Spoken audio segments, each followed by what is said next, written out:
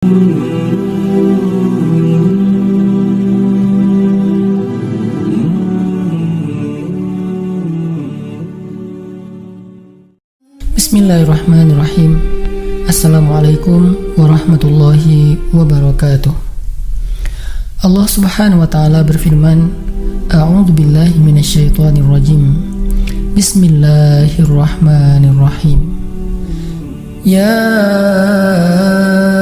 ayyuhalladzina amanu ista'inu bis-sabri was-salah.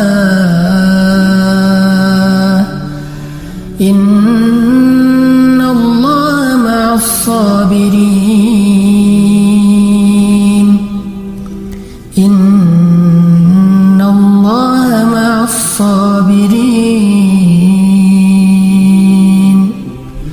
Wahai orang-orang yang beriman, mintalah pertolongan dengan sabar dan sholat. Sesungguhnya Allah bersama dengan orang-orang yang sabar. Kita sering mendengar ayat ini disampaikan oleh para ulama, para dai, para ustadz, tentang bahwa salah satu di antara cara menjemput pertolongan Allah Subhanahu wa ta'ala itu adalah dengan melakukan ibadah sholat. Pertanyaannya adalah, sholat yang seperti apakah yang bisa menjemput pertolongan Allah dalam kehidupan kita pada saat kita sedang mengalami ujian yang berat? Banyak orang yang bilang, saya sholat tapi kok hidup saya gini-gini aja. Banyak orang yang bilang, saya udah sholat tetapi kok doa saya belum diijabah. Saya udah sholat tapi kok masalah saya masih belum selesai. Saya udah sholat tetapi kok musibah saya terus beruntun, tidak pernah berhenti. Saya udah sholat tapi kok musibah terus terjadi dalam hidup saya. Sehingga teman-teman yang dirahmati Allah, kita perlu belajar sholat yang seperti apa yang bisa menjemput pertolongan Allah Subhanahu wa ta'ala secara ajaib. Mari kita renungkan sebuah kisah yang pernah disampaikan oleh sahabat Anas bin Malik radhiyallahu an, bahwa dahulu di masa Nabi ada seorang laki-laki di kota Madinah yang melakukan perjalanan antara Syam ke Madinah untuk berdagang. Di tengah perjalanan, laki-laki ini dirampok oleh para perampok. Dia diberhentikan oleh seorang laki-laki, kemudian hartanya diambil, lalu setelahnya laki-laki itu menghunuskan pedang kepada orang ini. Pedagang ini mengatakan, wahai fulan, jika engkau menginginkan hartaku, ambillah, tapi biarkanlah aku melanjutkan perjalanan. Perampok itu mengatakan, adapun harta itu sudah menjadi milikku. Sekarang aku menginginkanmu, aku ingin membunuhmu. Merasa tidak punya pilihan, akhirnya pedagang ini mengatakan, wahai fulan, jika engkau ingin menyakitiku, membunuhku, maka lakukanlah. Tetapi sebelumnya, berilah aku kesempatan untuk melaksanakan sholat 2 rakaat. Lalu perampok ini mengatakan, ya sudah, kalau begitu, sholatlah, aku akan berikan engkau waktu sebentar. Maka pedagang ini pun mendirikan sholat dengan sholat yang sangat khusyuk. Di dalam sholat, laki-laki ini setelah membaca Al-Fatihah, dia membaca sebuah ayat di dalam surat An-Naml ayat 62. Apa ayatnya? Dia membaca kalimat, Amman yujibul muttarra idza da'ah. Amman yujibul muttarra idza da'ah wa yakshifu as-su'a wa yaj'alukum khulafa'al ard. A ilahum ma'allah. A ilahum ma'allah. Qalilan ma tadhakkarun. Bukankah dialah Allah yang memperkenankan doa orang yang dalam kesulitan apabila dia berdoa kepadanya, dan menghilangkan kesusahan dan menjadikan kalian sebagai khalifah di muka bumi? Apakah di samping Allah ada Tuhan lain yang patut disembah atau dimintai pertolongan? Sedikit sekali dari nikmat Allah yang kalian ingat. Shadaqallahul azim. Teman-teman yang dirahmati Allah SWT, inilah ayat yang dibaca oleh pedagang tadi ketika dia sholat 2 rakaat. Dia membaca kalimat ini dengan penuh penghayatan dan perenungan. Dia mentadabburi ayat ini. Amma yujibul muttarra idza da'ah wa yakshifus su'. Bukankah dialah Allah yang memperkenankan doa orang-orang yang dalam kesulitan dan menghilangkan kesusahan? Dia menghayati ayat ini. Dia mentadabburi ayat ini. Sehingga muncullah rasa yakin di hatinya bahwa harapannya saat ini satu-satunya adalah Allah yang yujibul muttar. Dia dalam kondisi muttar, dalam kondisi kesulitan, dalam kondisi terancam.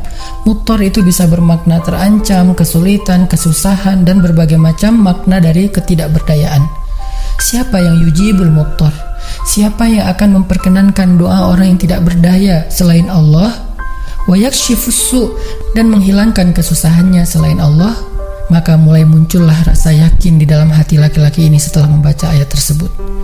Setelah selesai dia lakukan sholat, kemudian dia mengangkat kedua tangannya. Dia berdoa kepada Allah dengan menyebut nama-nama Allah yang mulia. Ya Rabbi, wahai Tuhan yang maha pengasih, wahai Tuhan yang maha penyayang, wahai Tuhan yang memiliki arasy yang mulia, wahai Tuhan yang menampakkan makhluk, wahai Tuhan yang maha mengembalikan, wahai Tuhan yang maha melaksanakan apa yang Dia kehendaki. Aku mohon dengan cahayamu yang memenuhi sudut-sudut arasy-Mu. Hamba mohon kepadamu dengan kekuasaanmu yang menguasai makhluk-Mu dan dengan rahmat-Mu yang meliputi segala sesuatu. Tidak ada Tuhan yang berhak disembah selain Engkau, ya Allah. Wahai Tuhan yang maha penolong, tolonglah aku. Laki-laki ini berdoa meminta kepada Allah dengan menyebut kebesaran Allah di arasy, menyebut cahaya-cahaya yang dimiliki oleh Allah yang meliputi arasy-Nya yang mulia. Tiba-tiba setelah selesai berdoa, muncullah seorang laki-laki dengan pakaian hijau bercahaya. Dia mengendarai seekor kuda berwarna abu. Dia mengeluarkan pedang. Lalu perampok tadi mencoba untuk menyerang laki-laki berkuda itu. Tetapi laki-laki berkuda itu menendang dengan kudanya sehingga perampok ini terhempas, terjatuh. Kemudian laki-laki tersebut membunuh perampok itu seketika. Kemudian pedagang itu bertanya, "Siapakah Tuan?" Lalu penunggang kuda itu menjawab, "Ketahuilah, saya adalah malaikat yang turun dari langit ketiga. Ketika kamu berdoa kepada Allah kali yang pertama, kami para malaikat mendengar suara gemerincing dari pintu-pintu langit. Sehingga para malaikat bertanya-tanya, apa yang sedang terjadi? Tiba-tiba muncullah doamu yang kedua, hingga pintu-pintu langit terbuka dan nampaklah cahaya yang sangat benderang. Dan di doamu yang ketiga, datanglah malaikat Jibril kepada kami seraya berseru, siapakah di antara kalian wahai para malaikat yang mau menolong hamba Allah itu? Lalu aku memohon kepada Allah agar Ia mengizinkanku melaksanakan tugas ini. Wahai hamba Allah, ketahuilah, barang siapa yang berdoa dengan doa yang engkau baca tadi ketika dalam kesedihan, penderitaan, dan dalam keadaan sedang susah, maka Allah akan melepaskannya dari kesedihan dan akan menolongnya." Teman-teman yang dirahmati Allah Subhanahu wa Ta'ala, itulah salah satu kisah tentang keajaiban sholat seorang pedagang yang dengan sholat itu Allah Subhanahu wa Ta'ala mendatangkan pertolongan yang luar biasa dalam masalahnya. Pertanyaannya adalah, apa rahasia sholat pedagang itu sehingga Allah mendatangkan malaikat khusus yang menunggang kuda berwarna abu, lalu malaikat ini membunuh perampok yang ingin mencelakai pedagang itu? Salah satu rahasia dari sholat pedagang itu, kata para ulama, adalah dia melakukan ibadah sholat dengan ihsan. Seperti yang dikatakan Nabi tentang bab ihsan, an ta'budallah ka'annaka tarah fa in lam takun tarah fa innahu yarak. Ketika engkau beribadah kepada Allah, seolah-olah engkau melihat Allah. Jika engkau tidak bisa melihat Allah, maka yakinlah Allah melihatmu. Di sini Nabi mengajarkan kepada kita tentang sholat yang terkoneksi langsung dengan Allah Subhanahu wa Ta'ala. Terkoneksi dalam yakin dan iman sampai seolah-olah kita melihat Allah. Artinya ketika kita bisa sholat seolah-olah kita melihat Allah, lalu dengan kondisi seperti itu kita meminta pertolongan Allah dengan penuh keyakinan, itulah sholat yang mendatangkan pertolongan Allah. Atau kalau kita nggak bisa membayangkan bahwa kita melihat Allah karena itu memang sulit, maka yakinlah Allah melihat kita dan itu pasti. Artinya bahwa Allah itu pasti mendengar kita, melihat kita, dan sedang menunggu apa yang kita butuhkan.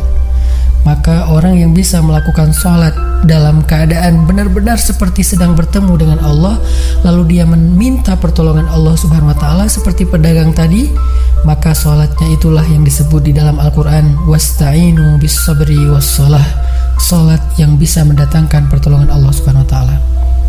Semakin sering kita melakukan sholat dengan ihsan, benar-benar seperti bertemu dengan Allah Subhanahu wa Ta'ala. Kalau kita nggak bisa ngerasain bagaimana cara menghayati kita melihat Allah, yakinlah Allah melihat kita. Dan kalau kita bisa mendawamkan ini dalam sholat 5 waktu dan dalam sholat-sholat sunnah kita yang lain, terutama sholat tahajud, maka insya Allah sholat kita sudah menjadi jalan keajaiban dalam kehidupan kita. Barakallahu.